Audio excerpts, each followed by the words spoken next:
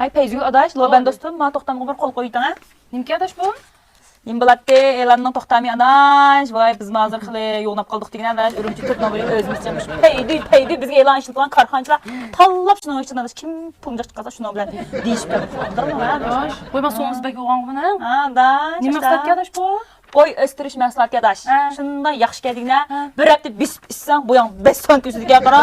7 yoshdan 70 yoshgacha adam ichsa, biz hammamizni bo'yni o'stirdik adaş. Shunday yaxshi. Müşkepten qatqı o'zingning kulgusiga ketdi. Nima mumkin bo'lsin bu Qur'onga yetgan odamni 5 soat o'stirdigayish. O nima bilmidi. Bundan bo'y o'samdi mumkin bo'lan bu. Men jatqim yo'q adaş. Men ama yanchiqimlik bulam o'ssan bo'ldi degan adaş. Qattiq qo'lqiyaman bir ishlaydi adaş. Ey sen bunun qanday mahsulot, qanday shirkat ekanligini bir tekshiradimu ya?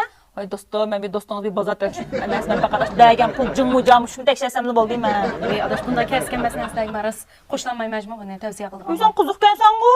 Kaskemas, ishonchlik emas deb ishlaymaydi ekansan ba'zaninkini. Ba'zaninkini hamda bu kinishkilari va shirkatda guvohnomalar bo'lmasa ishlamaymiz deb ishlaymaydi ekansan. Endi ba'zi narsalarni va boshqalarning ideyasini burumlab qo'yamiz, buni aktiv energiya beramaymiz deb ishlamaydi ekansan. Bunda qilaversan biz qachon Alloh saviyaga yetamiz, bikaga zo'r ishlar. Ha adaş bo'pti, men qo'shilay qara. Men bir hafta demayman. Ishga yaptım shu mahsulotni bis ichibsan. 5 sant o'sbaqa, undan keyin mana o'chigini ichishni avvalqa vaqti, ichib bo'lgandan keyingi vaqti 5 sant o'sdi deb. Undan keyin biz bir narsa ishlaylik qanda.